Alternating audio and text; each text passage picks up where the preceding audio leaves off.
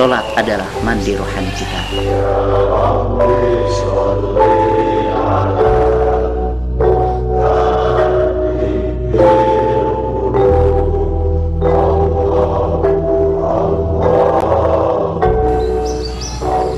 Bagaimana puasa ini endingnya adalah ketakwaan.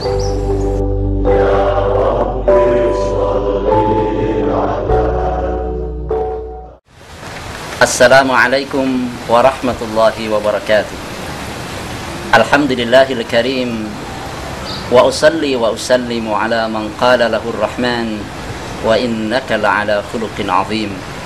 Wa ala alihi wa ashabihi alladhina saru ala nahjil qawim. Amma ba'd. Para pemirsa yang saya cintai, segala puji bagi Allah yang Maha Pengasih dan Maha Penyayang. Kita bertemu kembali di bulan Ramadan.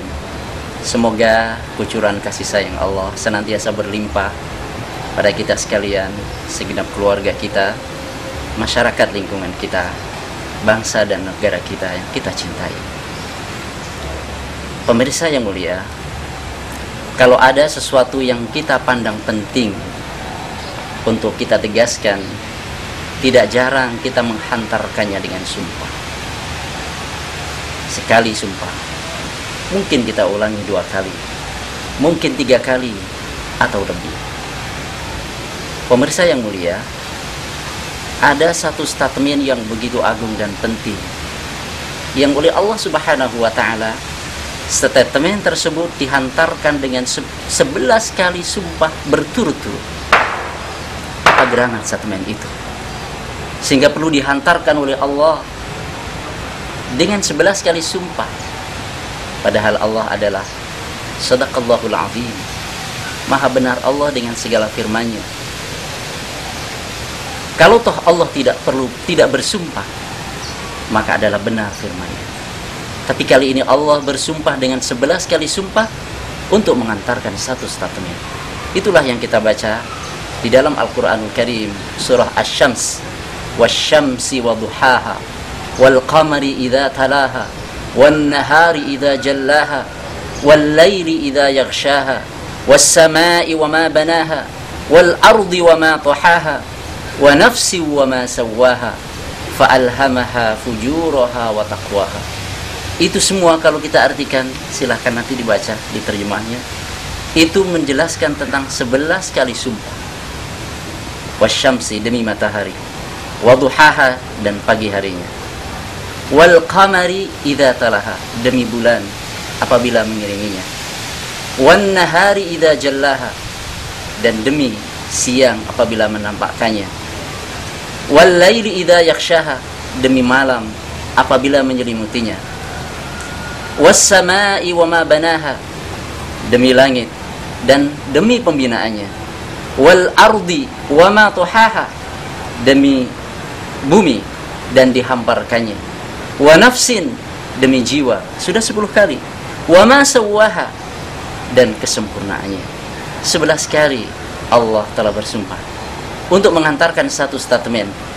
Qad aflaha man zakkaha wa qad khaba man dassaha. Sungguh beruntung orang yang mensucikan jiwanya itu, dan sungguh merugi orang yang mengotorinya. Apa arti bersihnya jiwa dan apa arti kotornya jiwa? Bersihnya jiwa berarti kemuliaan akhlak, dan kotornya jiwa adalah rusaknya dan buruknya akhlak. Maka dari itu, kita semuanya berkepentingan untuk memperbaiki dan memanage akhlak kita, keluarga kita, akhlak umat dan bangsa ini.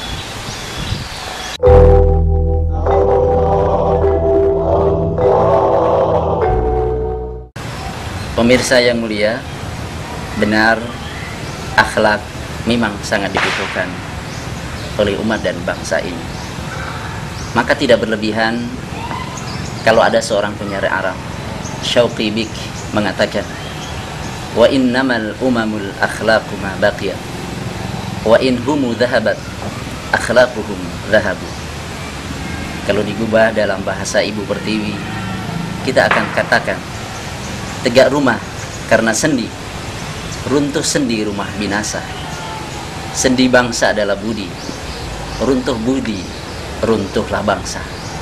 Maka untuk menjadi bangsa yang maju, seperti yang dikatakan oleh presiden kita membutuhkan kemandirian, kita membutuhkan daya saing yang kuat, dan kita membutuhkan kepribadian bangsa yang kita pertahankan. Para pemirsa yang saya cintai, baiklah, bagaimana kedudukan akhlak dalam Islam? Seberapa penting kedudukan akhlak? Seberapa penting akhlak itu mendapatkan perhatian oleh Islam? Ada beberapa poin yang akan kita sampaikan. Yang pertama, bahwa akhlak adalah tujuan diutusnya Rasul. Maka baginda Nabi kita Muhammad sallallahu alaihi wasallam bersabda dalam hadis yang diriwayatkan oleh Imam Bukhari, wa innama bu'ithtu liutammima makarimal akhlak. Sesungguhnya tidak lain, aku ini diutus adalah untuk menyempurnakan akhlak yang mulia. Seolah-olah Rasul ingin mengatakan tidak ada misi yang lain, tidak ada tujuan yang lain, hanya satu tujuannya, yaitu menyempurnakan akhlak. Walaupun di sana ada tujuan-tujuan agung lainnya, tapi Rasul memberikan stressing, penekanan tentang kemuliaan akhlak adalah tujuan utama mengapa beliau diutus sebagai Rasul oleh Allah Subhanahu wa ta'ala. Yang kedua, sekali tempo Rasul menamai baiknya akhlak. Sekali tempo Rasul sallallahu alaihi wasallam menamai Islam dengan baiknya akhlak.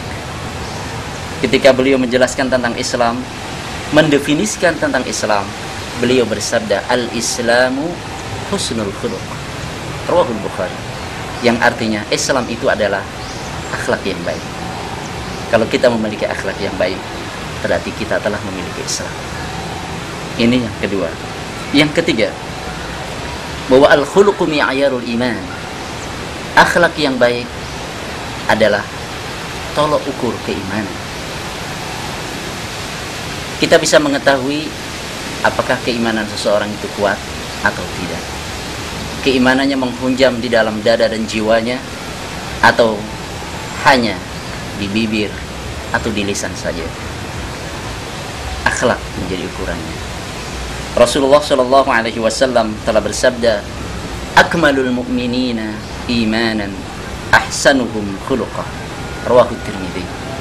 Yang artinya, orang beriman yang paling sempurna keimanannya adalah yang paling baik akhlaknya. Sekali lagi, yang paling baik akhlaknya. Itulah yang oleh Rasul sallallahu alaihi wasallam disebut sebagai orang mukmin yang paling sempurna imannya. Pada kesempatan yang lain, Rasul bersumpah 3 kali, demi Allah tidak beriman, demi Allah tidak beriman, demi Allah tidak beriman. Ketika ditanya, siapa ya Rasulullah? Jawab beliau, alladzi la ya'manu jaruhu bawa'iqah, yaitu orang yang tetangganya tidak tentram dari gangguannya.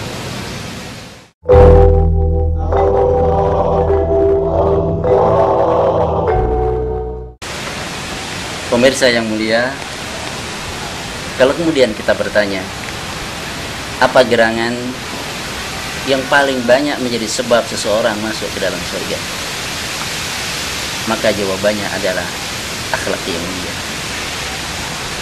Rasul sallallahu alaihi wasallam dalam hadis yang diriwayatkan dari Abu Hurairah radhiyallahu anhu, kata Abu Hurairah, suatu ketika Rasul ditanya tentang an aktsari ma yudkhilun nas al-jannah, tentang sesuatu, tentang amal yang paling banyak menjadi sebab orang masuk surga. Jawaban Rasul adalah husnul khuluq, akhlak yang mulia, budi pekerti yang baik. Ketika kemudian beliau ditanya tentang yang paling banyak menjadi sebab seseorang masuk ke dalam neraka, apa jawaban beliau? Jawaban beliau adalah al-famu wal faraj, mulut dan kemaluan. Hadis riwayat Imam Tirmidzi. Hadis ini hasanun sahih. Itulah kedudukan akhlak yang keempat. Akhlak yang mulia adalah amal yang paling banyak memasukkan orang ke dalam surga. Sedangkan yang kelima, dengan akhlak yang mulia, seseorang mendapatkan derajat yang tinggi. Rasulullah Shallallahu Alaihi Wasallam telah bersabda dalam hadis yang diriwayatkan oleh Imam Abu Dawud, Innal mu'mina la yudriku bihusni khuluqihi darajatas saimil qa'im.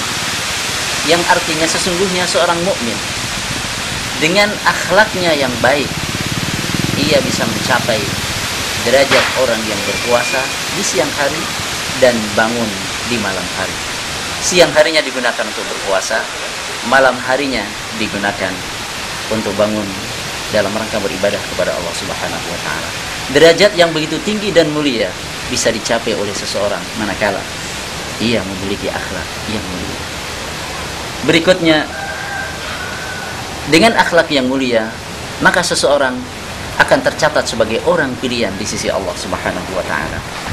Dalam hadis yang diriwayatkan oleh Imam Bukhari dan Muslim, Rasulullah Shallallahu Alaihi Wasallam telah bersabda, Inna min khiyarikum ahsanukum akhlaqan. Sesungguhnya orang-orang yang pilihan di antara kalian adalah orang-orang yang memiliki akhlak mulia, memiliki akhlak yang baik. Selanjutnya, yang terakhir, di antara kemuliaan akhlak dalam Islam atau kedudukan kemuliaan akhlak dalam Islam adalah bahwa dengan kemuliaan akhlak seseorang mendapatkan kecintaan Rasul. Siapakah Rasul? Dialah kekasih kita yang mencintai kita melebihi kecintaan kita terhadap diri kita sendiri, melebihi kecintaan seorang ibu kepada putra-putrinya. Itulah Rasul. Dengan akhlak yang mulia, seseorang akan mendapatkan mahabbah, kecintaan dari Rasulullah Shallallahu Alaihi Wasallam. Bukan hanya itu, bahkan dia mendapatkan posisi dan kedudukan yang dekat dengan beliau. Itulah yang beliau sabdakan dalam hadis yang diriwayatkan oleh Imam Ahmad, Inna min ahabbikum ilayya wa aqrabikum minni majlisan yaumal qiyamah ahasinukum akhlaqan. Sesungguhnya orang yang paling aku cintai di antara kalian dan orang yang paling dekat kedudukannya denganku di hari kiamat nanti. Pemirsa yang budiman, tahukah siapa dia? Dia adalah, kata Rasul, ahasinukum akhlaqan, orang-orang yang memiliki akhlak mulia di antara kalian.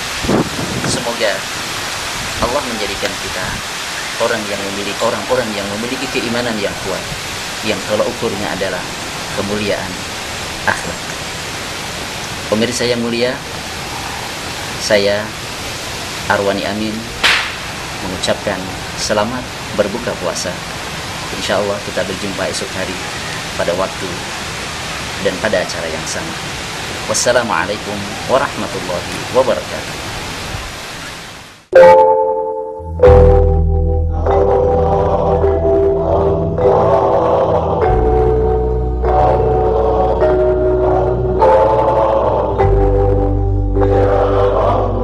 Salli